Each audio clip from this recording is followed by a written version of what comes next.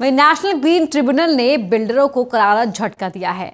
NGT ने पर्यावरण मंत्रालय की 2010 की गाइडलाइन पूरी नहीं करने वाले प्रोजेक्ट्स पर रोक लगा दी है। एनजीटी के इस आदेश का करीब 50 प्रोजेक्ट्स पर असर पड़ेगा।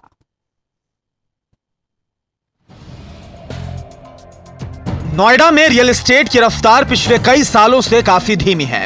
हालात यह है कि डेवलपर समय पर पोजीशन नहीं दे पा रहे। ऐसे में एनजीटी के नए निर्देश से डेवलपर सख्ते में हैं। एनजीटी ने एयर पॉल्यूशन का हवाला देते हुए NH-24 के 2 किलोमीटर के दायरे में आने वाले सभी प्रोजेक्ट्स के काम को बंद करने का निर्देश दिया था।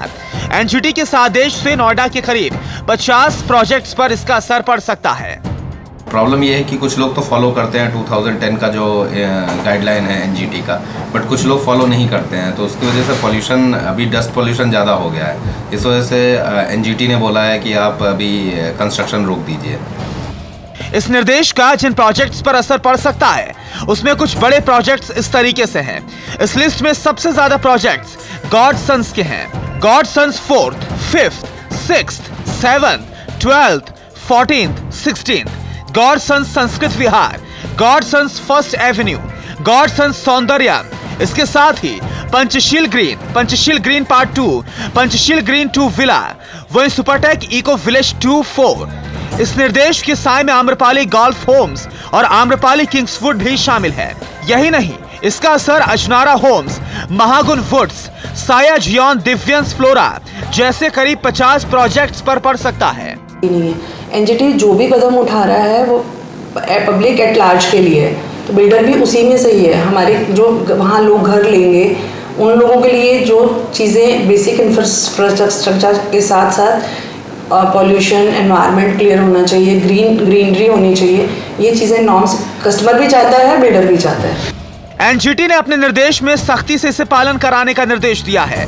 हालांकि डेवलपर्स का कहना है कि मामला बहुत जल्द ही सुलझा लिया जाएगा और इसको लेकर डेवलपर्स की अहम बैठक भी उनकी अपनी गवर्निंग बॉडी क्रेडाई के साथ हो चुकी है।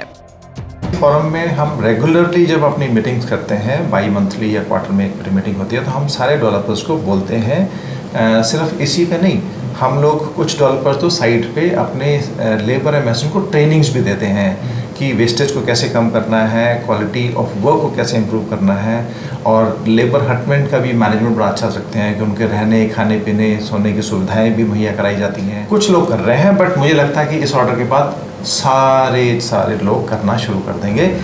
उधर एनजीटी की तरफ से निर्देश और इधर डेवलपर्स की तरफ से आश्वासन।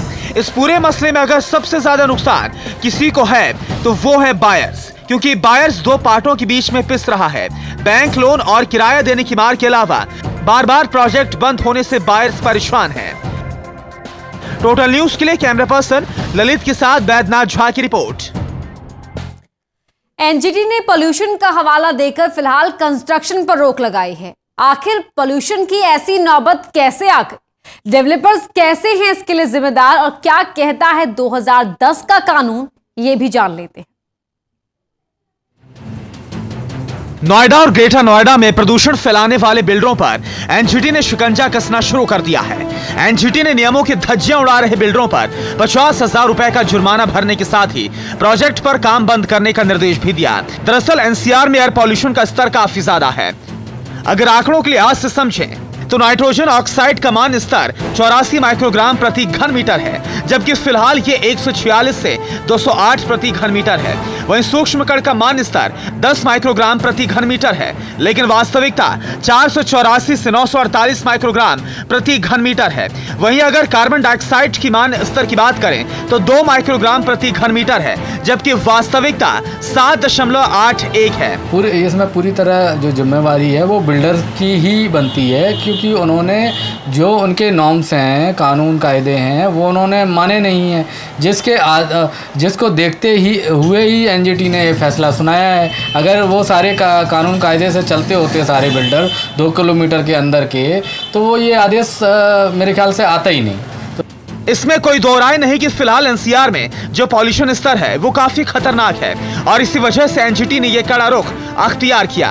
अब ये भी जान लीजिए कि आखिर प्रोजेक्ट्स बनाने को लेकर क्या दिशा निर्देश हैं जिनका पालन नोएडा और ग्रेटर नोएडा में नहीं हो रहा है। बिल्डिंग बनाने की इजाजत देने वाली सभी एजेंसियों को ये सुनिश्चित करना होगा कि सभी बिल्डर दिशा निर्देशों का पालन करें, तभी उन्हें निर्माण की मंजूरी दी जाए।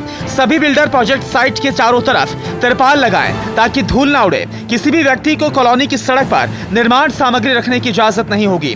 कंस्ट्रक्शन मटेरियल और मलबा खुले ट्रक या फिर गाड़ी में ना ले जाएं। कंस्ट्रक्शन मटेरियल या मलबा ढोने वाले वाहनों को दोबारा सड़क पर आने से पहले साफ करना होगा। कंस्ट्रक्शन साइट पर काम करने वाले मरीजों की बीमारी के इलाज के लिए जिम्मेदारी बिल्डर की होगी।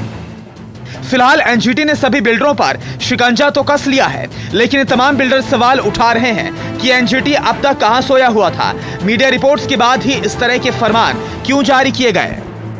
डेवलपर्स को उससे कोई आपत्ति नहीं है, सिवाय इसके कि जैसे डेवलपर को एक लैंड लेने के बाद कंस्ट्रक्शंस के लिए जो भी फॉर्मेलिटीज़ पूरी करनी होती हैं, हाइट की अप्रूवल लेना है, पॉल्यूशन का लेना है, एनवायरनमेंट का क्लियरेंस लेना है, फायर से एनओसी लेनी है, जो भी इनिशियल स्टेज पे ये फॉर्मेलिटीज़ अगर एनजीटी के लिए भी जो भी नॉर्म्स एनजीटी सेट करता है बिल्डर्स को ध्यान रखना चाहिए। अगर ये इनिशियल स्टेज पे ही कंप्लायंसेस पूरे कर दिए जाए तो बिल्डर को उसमें कोई आपत्ति नहीं है। पहले से ही परेशान डेवलपर्स और बायर्स के लिए एनजीटी का दिशा निर्देश जाहिर तौर पर एक नई मुश्किल लेकर आया है। जो आदेश दिया गया है उसमें एक सोच ये है कि एनसीआर में एयर पोल्यूशन का स्तर कम किया जाए, लेकिन दूसरी तरफ खड़े हैं वो लोग जो सालों से अपने आशियाने का इंतजार कर रहे हैं। टोटल न्यूज के लिए कैमरा पर्सन ललित के साथ बैद्यनाथ झा की रिपोर्ट। वह दिल्ली में 10 साल से पुरानी डीजल गाड़ियों पर रोक लगाने के एनजीटी के आदेश के खिलाफ प्रदर्शन जारी है। दिल्ली में ट्रांसपोर्टर्स ने सड़क जाम कर एनजीटी के फैसले के खिलाफ अपना विरोध जताया। दिल्ली प्राइम में वक्त हो गया एक छोटे से ब्रेक का, लेकिन टोटल न्यूज पर खबरों का सिलसिला लगातार जारी है।